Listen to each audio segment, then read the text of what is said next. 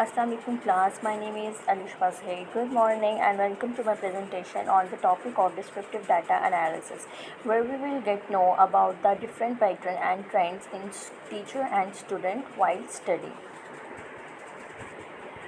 I will discuss with you about its starting from introduction, then I will describe its types, where it's two types of measure of frequency and measure of central tendency, and then I will tell you about the real world applications and as well as challenges in descriptive data analysis.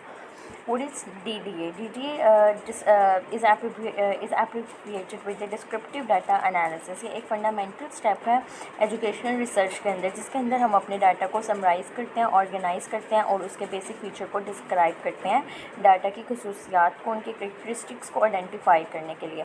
अब जब हम DDA को analysis कर रहे होते हैं तो उसके अंदर एजुकेशनल रिसर्च के अंदर कुछ क्वेश्चन हमारे पास अराइज होते हैं, जिनके आंसर्स हम इस तरह से कर सकते हैं. Like what are the demographic characteristics of student, teacher और स्कूल इन द स्टडी. कि स्टूडेंट और टीचर की डिफरेंट डेमोग्राफिक करेक्टरिस्टिक्स क्या होती हैं. डेमोग्राफिक करेक्टरिस्टिक्स हमारे पास बेसिकली आपकी एज को रेफ़र करता है कि स्टूडेंट और टीचर की एज क्या है, उनके जेंडर को रेफ़र करता है और उनकी रेस एथनिसिटी को करता है, सोशल इकोनॉमिक स्टेटस को आपके डिस्क्राइब करता है, आपकी लैंग्वेजेस वगैरह को बताता है, और अगर किसी को डिसेबिलिटी को स्टेटस है तो उस स्टेटस को रेफ़र करता है. डिफरेंट पैटर्न एंड ट्रेंड्स उसके बाद हमारे पास इसके अंदर अराइज होते हैं. इसके अंदर टीचर की एज, जेंडर और रेस एथनिसिटी वगैरह क्या है, उनकी एजुकेशनल बैकग्राउंड वगैरह क्या है, और इसके अंदर दोनों टीचर और स्टूडेंट की सोशो इकोनॉमिक डिस्पैरिटीज़ को देखा जाता है, racial and ethnic achievement gaps को भी देखा जाता है.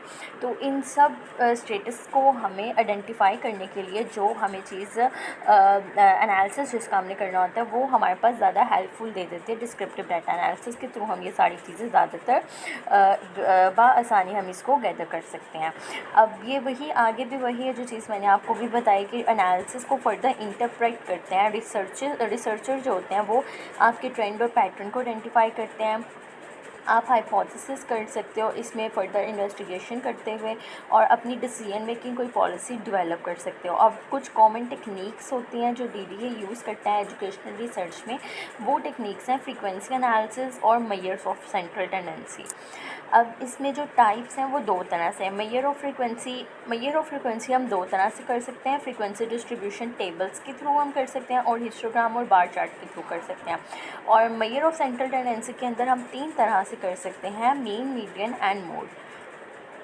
मेजर ऑफ फ्रीक्वेंसी हमारे पास एक स्टैटिस्टिकल मेजर है जो डिस्क्राइब करता है number of time particular value और category occur in a data set. हमारे एक डाटा सेट के अंदर कितने कैटेगरीज हमारे पास बनी हुई हैं और उन कैटेगरीज के अंदर कितनी एक पार्टिकुलर जो वैल्यू है वो कितनी टाइम हमारे पास उसको शो अप किया गया. अब मेजर ऑफ फ्रीक्वेंसी के अंदर हम जो चीज़ें इंक्लूड करते हैं वो ये होता है: फ्रीक्वेंसी आपकी देखी जाती है, परसेंटेज होता है, प्रोपोर्शन होता है, कम्युलेटिव फ्रीक्वेंसी होती है और कम्युलेटिव परसेंटेज होती है.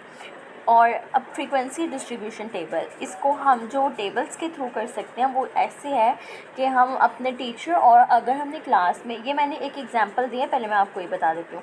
अब इसमें डिफरेंट क्लास इंटरवल्स लिखे हुए हैं. अब क्लास इंटरवल फर्स्ट रो में 150 to 155 है, तो इसमें जो करस्पॉन्डिंग डाटा वैल्यूज़ है वो 150 to 155 तक ही रहेंगी, लेकिन वो कितनी बार एक पार्टिकुलर वैल्यू को कितनी टाइम्स बार रिपीट किया गया.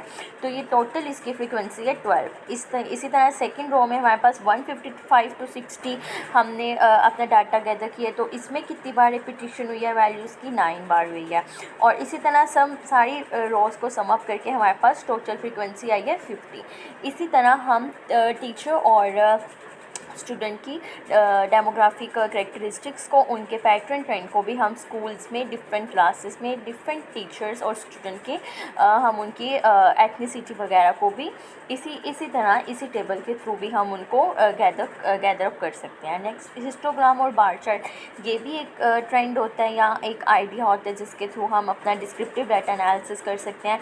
वो बार चार्ट के थ्रू इस तरह होता है: एक साइड पे हमने नंबर ऑफ़ स्टूडेंट्स रख दिए हैं और रो साइड पे हम हमने गेम्स रख दिए हैं। अब गेम्स हमारे पास क्रिकेट, फुटबॉल, बास्केटबॉल और टेनिस है। इसके अंदर हमने साइड पे अपने कॉलम्स डाल दिए जितने हमारे पास स्टूडेंट की स्ट्रेंथ है। अब क्रिकेट में जितने बच्चे हैं वो 27 बच्चों ने पार्टिसिपेट किया, फुटबॉल में हमारे पास 36 बच्चों ने पार्टिसिपेट किया और बास्केटबॉल में हमारे पास 18 नंबर ऑफ़ स्टूडेंट्स ने पार्टिसिपेट किया और टेनिस में 12 नंबर ऑफ़ स्टूडेंट ने पार्टिसिपेट किया। तो as compare to this distribution table, this will be more beneficial. And then measure of central tendency. Measure of central tendency हमारे पास रिप्रेजेंट करती है, ये हमारे पास ग्रुप ऑफ स्कोर्स के दरमियान रहते हुए एक टिपिकल स्कोर को रिप्रेजेंट करता है और ये ज़्यादा कन्वीनियंट वे होता है एक अपनी वैल्यूज़ को रिप्रेजेंट करने का। इसके अंदर जो most frequently major of central tendency use होते हैं वो यही है, मीन, मीडियन एंड मोड। और हर एक इंडेक्स का एक डिफरेंट स्केल मेजरमेंट होता है। मेन का डिफरेंट स्केल ऑफ मेजरमेंट अपना होगा, मीडियन का अपना स्केल ऑफ मेजरमेंट होगा और मोड का अपना स्केल ऑफ मेजरमेंट होगा। हर इंडेक्स का अपना होता है। जो मीन है वो ज़्यादा अप्रोप्रिएट रहता है आपके इंटरवल और रेशो डाटा को बताने के लिए, और जो मीडियन होता है वो आपके ऑर्डिनल डाटा को बताता है और जो मोड होता है वो आपके नॉमिनल डाटा को बताता है।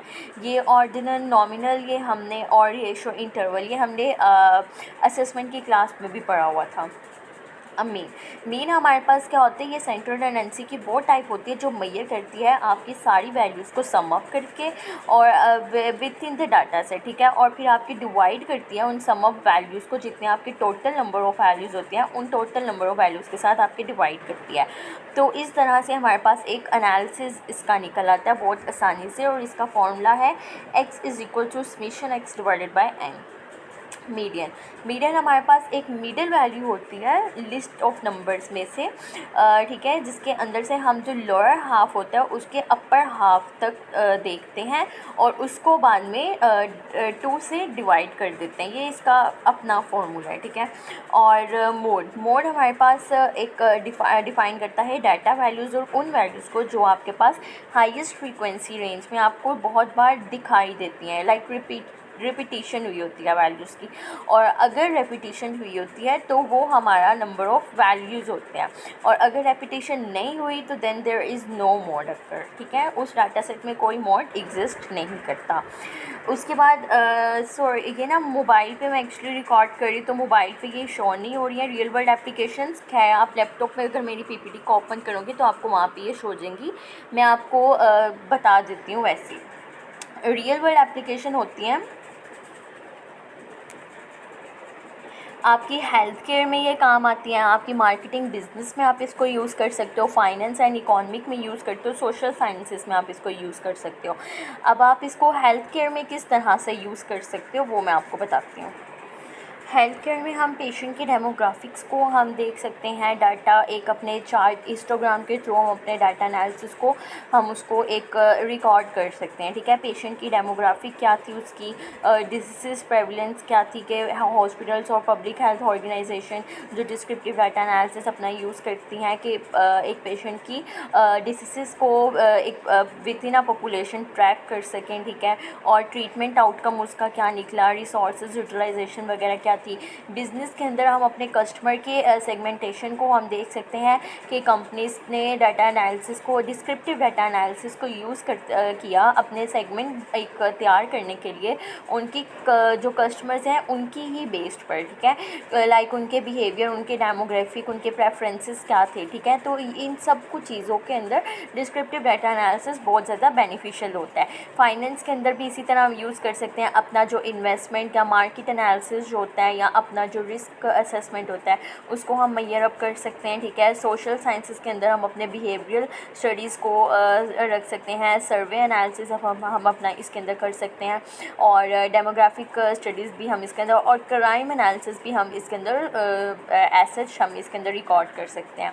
फिर उसके बाद हमारे पास कुछ चैलेंजेस आते हैं। ये ना मेरे एक्चुअली में बनाए हुए थे चार्ट्स अपने, तो वो मोबाइल पे मेरे पास रिकॉर्डिंग में शो नहीं हो रहे।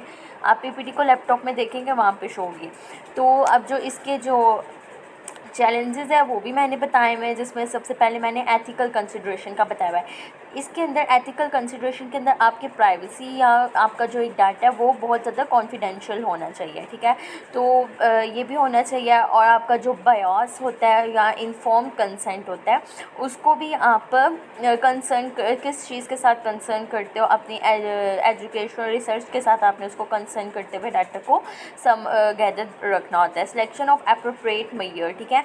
आप इसके अंदर जो भी डाटा अपना कर रहे हो, कलेक्ट कर रहे हो, उसकी जो सिलेक्शन है वो आपने एप्रोप्रिएट रखनी है कि आप उस जो उनसे डाटा को आप कर रहे हो उसी डाटा के अकॉर्डिंगली ही आपने अपना मेजर ऑफ जो इंडेक्स है आपने उसको चूज़ करना है, जो उसके लिए आसानी से आपका जो डाटा है वो भी गैदर्ड अप हो जाएगा। समहाउ तीसरा इसका चैलेंजेस है इसका डाटा क्वालिटी इशू। समटाइम हमारे पास डाटा की एक्यूरेसी इतनी नहीं होती है, डाटा कंसिस्टेंट इतना ज़्यादा नहीं हुआ होता, या डाटा की जो कंप्लीटेंस होती है वो इतनी ज़्यादा नहीं हुई होती है। तो ये इसके कुछ चैलेंजेस भी हमें देखने को मिलते हैं, और बस इसके बारे में इतना ही था। और कंक्लूजन एट द एंड पूरे टॉपिक का यही है कि डीडीए एक क्रूशियल स्टेप होता है, ठीक है, एजुकेशनल रिसर्च में। जो आपके जो एक बेसिक जो क्वेश्चन होते हैं उनको आंसर अप करने में ये हेल्प दे सकता है। आसानी से आप कोई भी अपना इंडेक्स चूज़ अप कर सकते हो अपने डाटा के अकॉर्डिंगली। जैसा आपका डाटा है, आप डाटा सर्वे करके इकट्ठा कर रहे हो, इन्वेस्टिगेट कर रहे हो, जो भी कर रहे हो, आप उसके अकॉर्डिंगली ही अपना इंडेक्स जो है अपने पार्टिकुलर डाटा के अकॉर्डिंग आप चूज़ करके अपना जो डाटा है उसको सारा गैदर अप कर सकते हो। तो this is the ending of my topic. Thank you.